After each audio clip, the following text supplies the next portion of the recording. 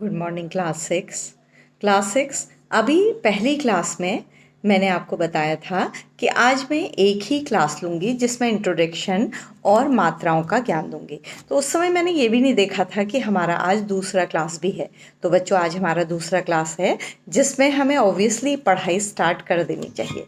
तो बच्चों, सबसे पहले हिंदी भाषा लिखने में आपको ध्वनि का ध्यान देना है कि आप जैसी साउंड कर रहे हैं वही आपको लिखना है। और आपको एक कॉपी बनानी है जिसका पेजेज होंगे 150 पेजेज की कॉपी बनानी है। हिंदी में केवल एक कॉपी बनेगी, इसके बारे में मैंने आपको बताया है। तो हम पढ़ाई स्टार्ट करते हुए अपना पहला चैप्टर लेते हैं जो कि एक सुंदर सी कविता है। बच्चों, छोटी सी चिड़िया पर आधारित कविता है। अब आपसे मेरा एक प्रश्न है, क्या इस कविता को चिड़िया सुन सकती है या वह खुश होगी इस चिड़िया पर आधारित कविता को सुनकर? नहीं।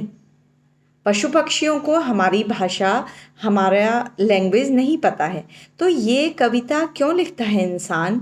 मनुष्य अपने आप का मनोरंजन करने के लिए और प्रेरणा देने के लिए, शिक्षा देने के लिए ये कविताएं लिखी जाती हैं, ताकि प्रकृति से, पशु पक्षियों से हम सीख ले सकें।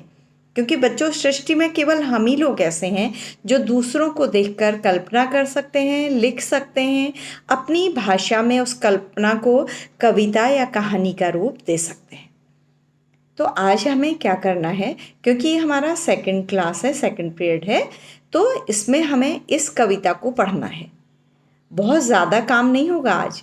मुझे केवल आपको कविता का पाठ करके बताना है और ये बताना है कि आज आपको एक छोटा सा लिखित काम भी करना है कि आपको अपनी हैंडराइटिंग में इस कविता को अपनी कॉपी में लिखना है। आपने इंडेक्स बनाना है। इंडेक्स में डेट मेंशन करिएगा आज की, और इस कविता का नाम भी मेंशन करिएगा। उसके बाद 2 पेजेज छोड़ दीजिएगा इंडेक्स के बाद। फिर अपना काम आरंभ करिएगा। इस कविता का शीर्षक लिखिएगा। इसके कवि केदारनाथ अग्रवाल हैं, उनका नाम भी लिखिएगा। बच्चों, एक बात ध्यान रखिएगा कि हमें कविता का नाम और कवि का नाम हमेशा याद रखना है, क्योंकि हर परीक्षा में ये आता है, प्रश्न के रूप में आता है। इसलिए कविता पढ़ने से पहले उसका पूरा नाम, वह चिड़िया जो इसका नाम है, और इसके कवि हैं केदारनाथ अग्रवाल। कविता लिखने वाले को कवि कहा जाता है और कहानी लिखने वाले को कहानीकार, और पाठ और निबंध लिखने वाले को लेखक कहा जाता है, निबंधकार कहा जाता है। बच्चों, ये भी आपको ध्यान में रखना है। तो इस कविता में क्या है, पहले मैं आपको ये समझाऊंगी। इस कविता में एक छोटी चिड़िया की बात कही गई है जिसे अपने परिश्रम पर भरोसा है। वो स्वाभिमानी है, सुंदर है और अपने काम स्वयं करती है। वो मेहनत करने से या कठिन काम करने से नहीं घबराती है। अब फिर मेरा वही प्रश्न, क्या चिड़िया की हम प्रशंसा करेंगे तो वो सुनकर खुश होगी?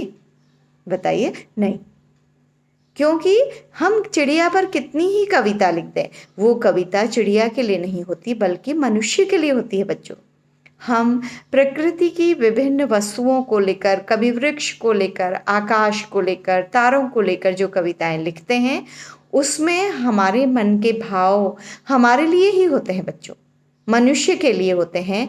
हम उन भावों से मनुष्य को प्रेरणा देने का काम करते हैं।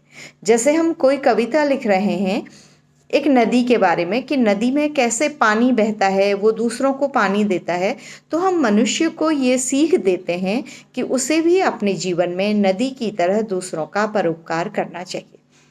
तो इस छोटी सी चिड़िया को आपको पढ़ाने का मतलब है कि छोटी चिड़िया की तरह हम खुश रहें, हम परिश्रम करें और हम मेहनत से कभी न डरें, किसी कठिन काम से कभी न डरें। तो बच्चों, मैं ये कविता पढ़कर आपको सुना रही हूँ, फिर मैं रिपीट कर रही हूँ। कविता का नाम है वह चिड़िया जो, और इसके कवि हैं केदारनाथ अग्रवाल। तो कविता देखिए, आपको कविता को इस लय में पढ़ना है कि जो हम शब्द पढ़ें वो एक्सप्रेशन के रूप में हमारे मुंह से निकले, वो महसूस भी हो। बच्चों, ठीक है? तो वह चिड़िया जो चोंच मारकर दूध भरे जुंडी के दाने रुचि से रस से खा लेती है, वह छोटी संतोषी चिड़िया, नीले पंखों वाली मैं हूँ, मुझे अन्न से बहुत प्यार है। अन्न क्या होता है बच्चों? अनाज। इसके सारे शब्दों का अर्थ मैं आपको अगली कक्षा में पढ़ाऊंगी, क्योंकि आज हम थोड़ा थोड़ा ही स्टार्ट कर रहे हैं बच्चों। एक दिन में बहुत ज़्यादा नहीं पढ़ाना है, इतना पढ़ाना है कि आप आराम से पढ़ सकें और समझ सकें। तो आप जब मैं ये कविता पढ़ रही हूँ, इसे मेरे साथ ही रिपीट करिएगा और ये कविता आपको पूरी पढ़नी अच्छी तरह से आनी चाहिए। तो मैं इसका दूसरा पैराग्राफ पढ़ रही हूँ।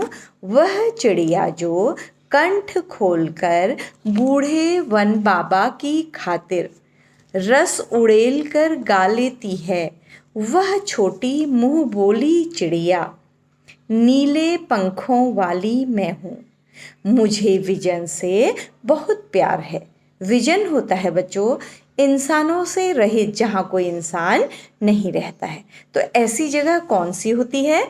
जंगल ऐसी जगह होती है जहाँ कोई इंसान नहीं रहता है। और चिड़िया और पशु पक्षी अधिकतर कहाँ रहते हैं? जंगल में ही रहते हैं।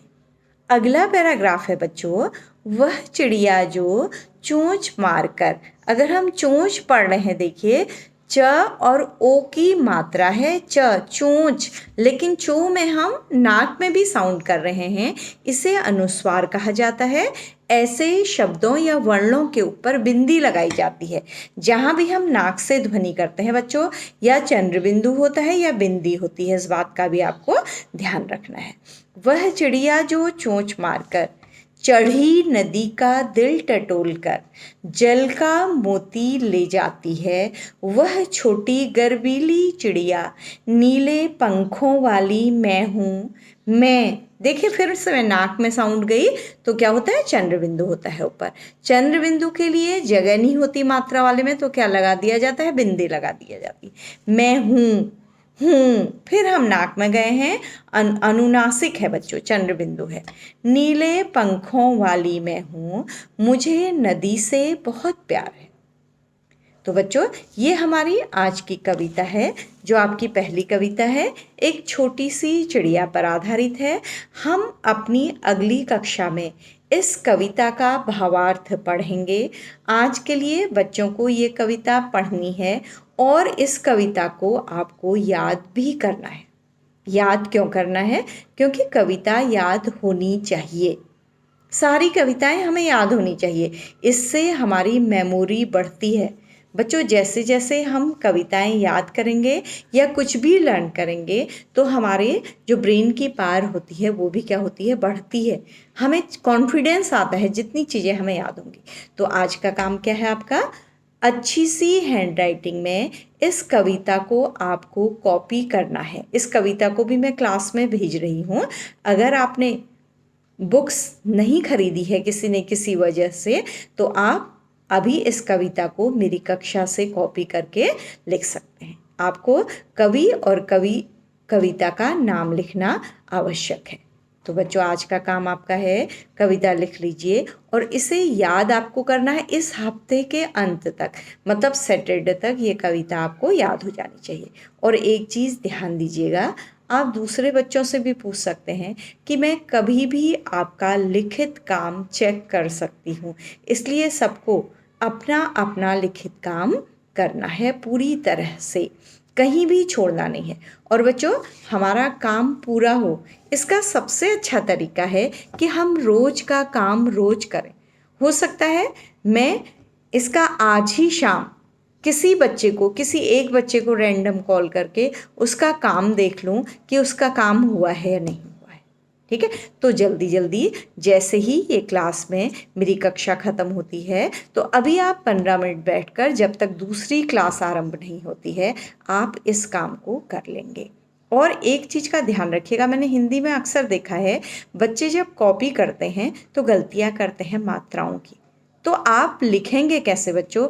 एक उंगली आपकी वहाँ पर रहेगी जहाँ पर आपका PDF होगा इस कविता का, या पुस्तक होगी। अगर आप पुस्तक से कॉपी कर रहे हैं तो अपनी एक उंगली उस शब्द के ऊपर रखेंगे जिसको आपको कॉपी करना है, और दूसरे हाथ से लिखेंगे ताकि आपकी कोई गलती ना हो। और एक बार जब पूरी कविता आप लिख लेंगे कॉपी में, तो फिर से अपनी कविता को क्या कर लेंगे, चेक कर लेंगे। तो आज की क्लास को मैं यहीं पर समाप्त कर रही हूँ, इस उम्मीद के साथ कि हमारे सारे बच्चे अपना काम समय से करेंगे। तो बच्चों, थैंक यू बच्चों, थैंक यू क्लास।